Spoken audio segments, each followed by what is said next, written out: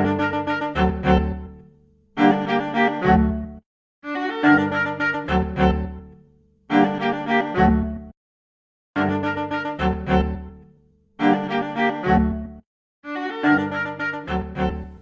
and welcome to Medieval Murder, the podcast that brings all things gruesome and historical to the comfort of your own home or car or wherever it is you're listening from. My name is Hannah Purtymun and I'm here with my father, Kevin Purtymun. Hello. To discuss some of the most famous and infamous murders that took place in the medieval and early modern periods. Medieval Murder came to be first as a blog, then as an Instagram, and now as a podcast after I finished my master's dissertation on homicide in early medieval England. The podcast will feature some of the most famous murders in medieval history, some mini-episode series on different types of medieval murders, and interviews with historians and history enthusiasts alike. Welcome to our Halloween episode. Today we will be discussing Countess Elizabeth Bathory, one of the most prolific female serial killers in history. What's more perfect for spooky season than a historical figure that is also known as the Blood Countess? Ooh. So jumping right in, Elizabeth Bathory was born in 1560 in Hungary. Elizabeth was born into a rather prominent Hungarian family and grew up at Escalation Castle, which is located near the now border between Hungary and Romania. Elizabeth's parents were Baron George Bathory and Baroness Anna Bathory. Elizabeth was also the niece of Stephen Bathory, who was the Prince of Transylvania, as well as the Grand Duke of Lithuania and the King of Poland from 1576 to 1586. This gave her family almost royal standing within Hungary. It was this society... Yeah, it sounds like she's pretty well connected there. I mean... Yeah. So I bet she gets away with a lot. Yeah. It was this societal status that allowed Elizabeth to grow up with significant wealth and education, including learning Latin, German, Hungarian, and Greek. So she's an educated serial killer. I'm liking this. Right, yeah. Other notable family members, according to several encyclopedia entries that I found, include an uncle who was a Satan worshiper, a lesbian aunt who enjoyed torturing servants, and a brother who was a drunk. The importance of these family members is that they supposedly influenced Elizabeth in her evil doings later in life and basically taught her to be evil. So she's kind of coming from a modern type family. I mean, we've got a drunk. I know lots of families with drunks. We've got a lesbian, and that's pretty standard stuff nowadays. And then, what was the other one? Oh, a Satan worshiper. Not as common these days. No, not. I mean, I think it's probably more common than you think. It's just not out there. Not yet, at least. Exactly. I have a feeling that day is coming. But yeah, no, so she's got kind of a well-rounded circle of family members for what we're talking about today, you know? Yeah. From a young age, it's said that Elizabeth suffered from severe seizures, possibly from epilepsy. A potential treatment for these seizures was to rub the blood of a non-epileptic on the lips of whoever was having a seizure as their seizure was coming to an end, and it's possible that this treatment was given to Elizabeth. This could actually be a little foreshadowing to what would become of her in later life, but we'll see. Yeah, it's kind of, I mean, we're laying some groundwork. We got the family. Now we got this rather, in this day and age, kind of bizarre treatment going on. Yeah. That's introducing blood. I mean, I don't know. Spoiler alert, is she going to be a vampire? Well, we'll see. When Elizabeth was only 11, she was betrothed to marry 16-year-old Count Ferenc Nadasdy. It was at this time that she was moved into the Nadasdy family castle at Sarvar. 4 years later, the pair were married. Shortly after their marriage, Ferenc was sent on campaign to fight in the 15-Year War, and so he was absent most of the time. However, the couple did have at least 5 children during their marriage, all of which were cared for by a governess, not Elizabeth herself, as was the custom of the aristocracy. Okay. Well, yeah. So she's kind of got a nanny governess thing going. Yeah. And having epileptic seizures. They don't really mention those later in life. They just mention them as a kid. So I don't know. She might have still been having them. She might not. I'm not sure. Yeah, sometimes you can outgrow them. How old is she now? She's like 6. Well, after all the kids, I don't know. I think by that point she's like 25. Oh, okay. Okay. Yeah, so she's much older. Okay. Yeah, so at this point she's like 25-ish. All right. Yeah.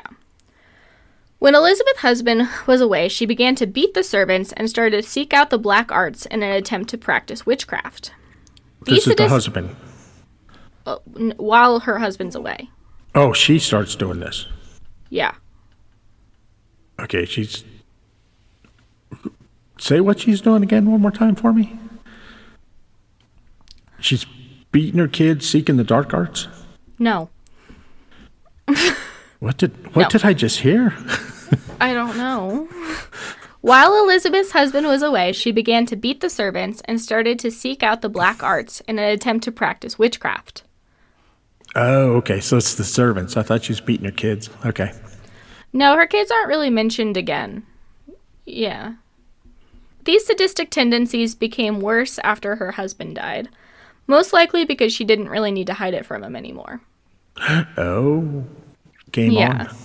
Game on. So, I found some conflicting information on Ferenc Nadasti's death.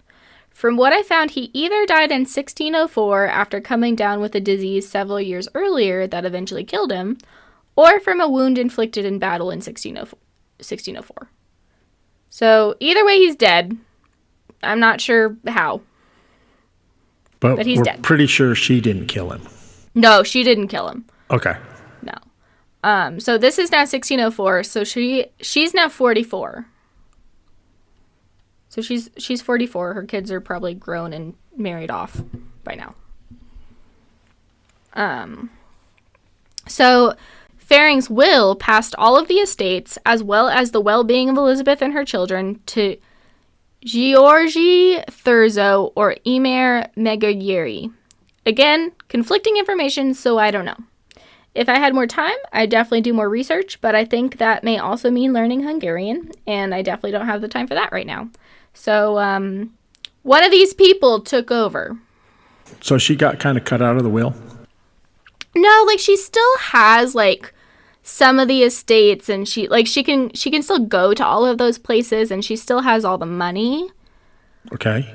But they basically are kind of in charge of running the estates and that kind of stuff. Okay. Yeah. So basically her husband basically was like, I'm giving your well-being to this man, whichever man it is. All right. Yeah. So anyway, Elizabeth is understandably upset about this turn of events because I think she thought she was getting everything and she was going to be in charge. Yeah, I could see where she'd be a little slighted right now. Yeah. And so she moves to one of the Nadasti palaces in Vienna, Austria. So she leaves Sarvar and she moves to Vienna. Now, this palace is across the street from a monastery. Okay. After Elizabeth moves in, the monks at the monastery began to hear inhuman shrieks and see blood running into the street outside of Elizabeth's palace. It was said that during this time, as her violence got more severe, she would torture her servants with razors, knives, hot wax, and pincers designed to draw blood. So She's just like angry, and she's going. She's just going to torture everybody. And what year is this? What this is 1604. Wow. Okay. So and you can just have blood running in the street and wow. This is supposedly they saw this. Okay. Yeah. Well, are you saying that monks lie? No. No. So, rumors of Elizabeth's atrocities against her servants began to spread throughout Vienna, as well as throughout the countryside, and complaints were brought against her at court in 1604. But nothing could be proven, and so she continued on her merry way. She's like, no, you can't prove it, so I'm gonna keep doing what I'm doing. And I guess the servants weren't speaking up, or they were No, they're probably disposed of. terrified of her, you know. So Elizabeth began to spend time at other castles and palaces in what is now Hungary and Austria, possibly to get away from her critics in Vienna. Okay. Yeah. The heat's So on. her cruelty reached a tipping point when one day one of the countess's maids was combing her mistress's hair. The countess struck the girl so hard for her clumsiness that some of the girl's blood fell on the countess's arm. When another servant rushed to wipe off the blood, the skin seemed whiter than before. Elizabeth's friend, confidant, and potential witch, Anna Darvulia, convinced Elizabeth that she would retain her extraordinary beauty if she bathed in the blood of young virgins. Oh, no. Because her skin seemed a little bit lighter. So, Elizabeth began having peasant girls from neighboring towns rounded up and brought to her at whatever castle she was staying in at the time. The girls would then be... Wait, you can just, like, round people up and bring them to your castle? Probably, yeah. I think there was, like, I think what was happening was she was sending out servants to go to these peasant families and be like, we'll offer your daughter a job. Okay. And they brought the daughter back with them. And that's their, like, rounding up, you know. Okay. It's like trickery. So we're rounding up the peasant girls, taking them back to the castle. Yep. And her whole thing is to bathe in servants' blood. Yes. So the girls would be tortured in specially designed chambers in order to draw the most blood. The girls would be bled to death so that Elizabeth could bathe in their blood and retain her youthful appearance. This even included, like, an iron cage that they would place the girl in, and then these, like, spikes and slicey metal things would come out into their chest so that they would start bleeding out, and she would be standing under them and have the blood drip over her, basically showering in their blood. There's a lot of people involved in this, because I'm pretty sure she's not making this. I mean, who thinks of this? Well, she has a lot of power. Yeah, I mean, go to the blacksmith and say, hey, here's what I need. Yeah. All right, I'll make it. You know, right. That's crazy. I mean, I wouldn't make it just in the fear it'd be used on me. You know? That's a good point. Yeah. Yeah. I mean, she might kill you anyway because you're not going to make it, but holy cow, man. You know? Yeah, it's pretty gruesome that she's just like, I'm going to bathe in their blood. I don't care who they are. It can drip on me, like, whatever. Wow. I mean, there's a lot of people that know what's going on. Yeah. This continued for several years until Elizabeth began to see her age catching up with her and decided, with help from one of her witch friends, that the blood of peasant girls wasn't good enough. Uh-oh. And so she began to have aristocratic young girls kidnapped so she could bathe in what she considered to be higher quality blood. Oh, okay. So we're going for quality blood. Yeah, we're going for quality blood. So she begins kidnapping, you know, higher up people's daughters. Wow. Okay. So now something might happen with her. Mm-hmm. Yeah. While the disappearance of so many peasant girls hadn't been of much consequence to the authorities, the disappearance of the nobility's daughters began to put people on high alert. Elizabeth and her servants, who were responsible for disposing of the bodies, began to get reckless with panic, and human remains began to be found around her castles.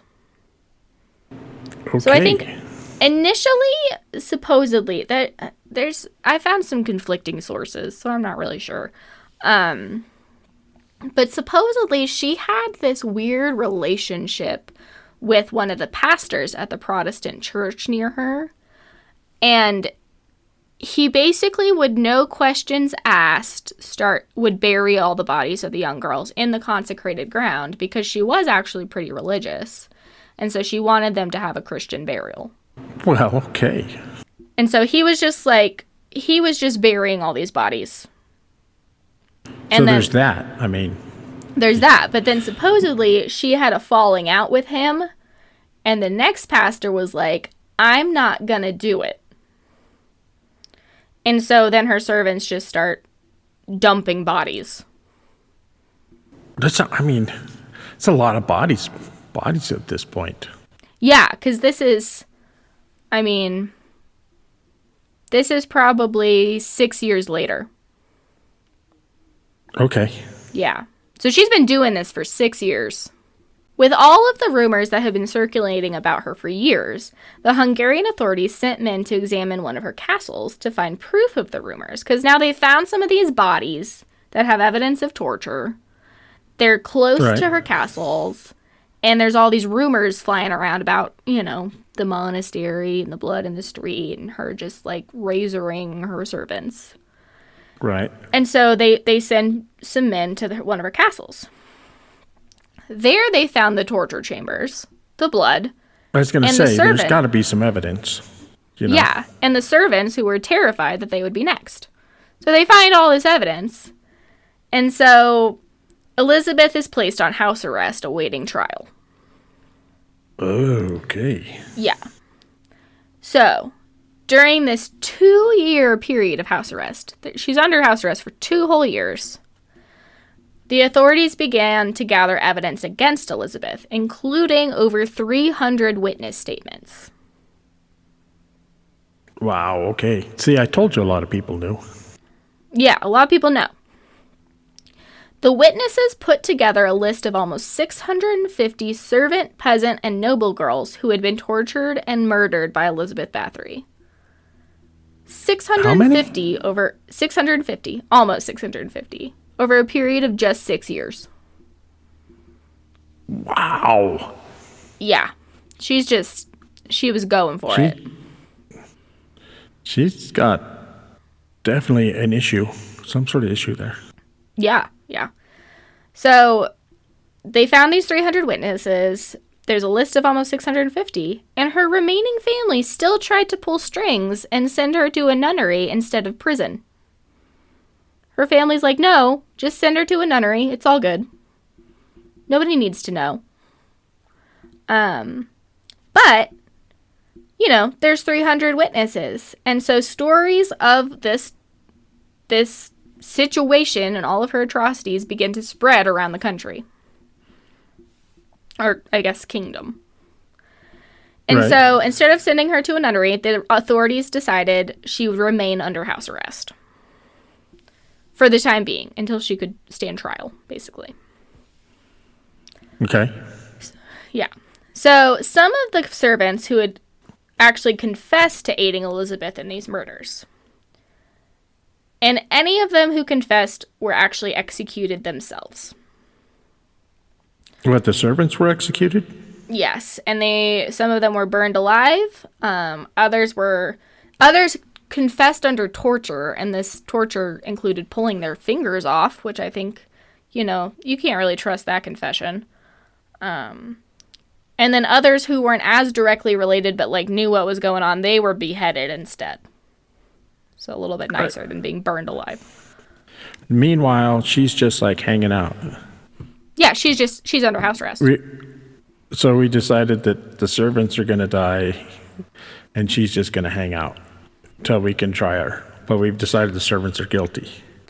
Yeah, so there was a trial in 1610 and there was a trial in 1611. But neither of those 2 trials actually tried her. Okay. They were just, I guess, basically trying to figure out what was happening and were talking to the servants, ending in their deaths. And Elizabeth actually never ended up being tried. So Elizabeth remained under house arrest. She was never convicted of her crimes until her death in 1614, when she died peacefully in her sleep. Oh. Yeah. So wrong. It's super wrong. It is super wrong. So she, and supposedly the night before, she went to one of her house arrest guards and was like, my hands are cold. And he's like, it's fine, just go to bed. And then she died. Okay. I don't know. We've got a lot. I mean, this is Hungary, Romania area. Yeah. And I mean, we've talked about Vlad the Impaler, and he was kind of in that area. They're into blood there, man. They really are.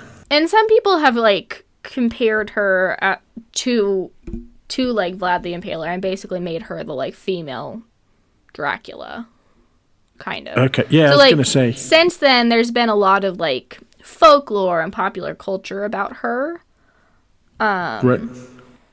It seemed like with that many kind of violent, gruesome deaths, man, that I would not want to stay in one of those castles if they're still there. I mean, there's got to be some spirits. Yeah, we're talking for sure. Halloween.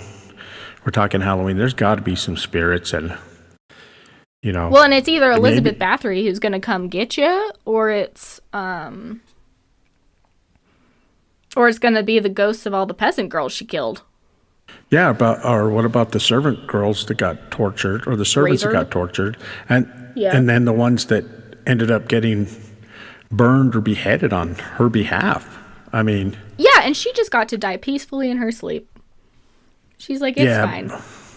But wherever she is, man, there's a whole bunch of apparitions or ghosts or something just torturing her right now. Yeah. However, there is also like, since her death and, since scholars have been looking into it, people have wondered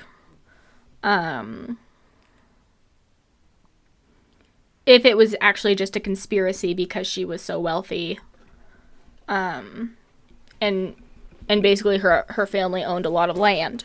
Well, yeah, I think, I mean, even today, the rich get away with a lot of stuff, and I think even back then it was even more. Well, no, but they wonder if none of it actually happened. They wonder if it's just a conspiracy to take away her power. Oh, I don't know. I say no because there's 300 witnesses.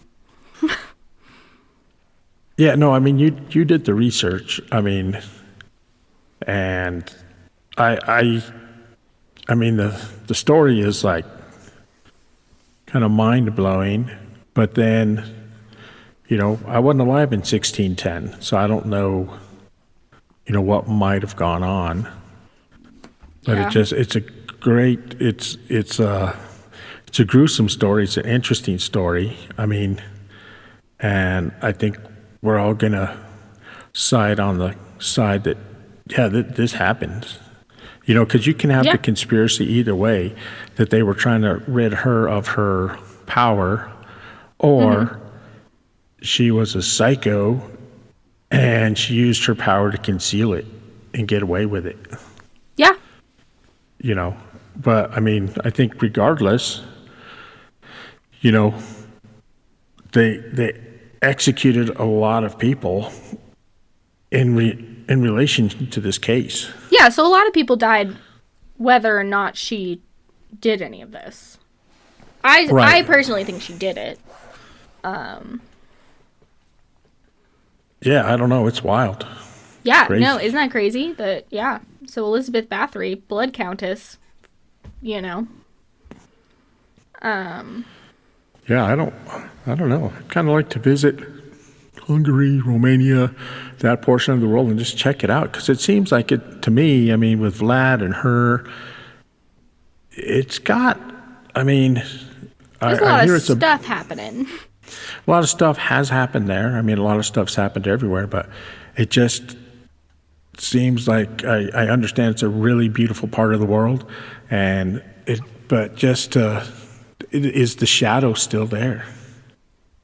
Yeah.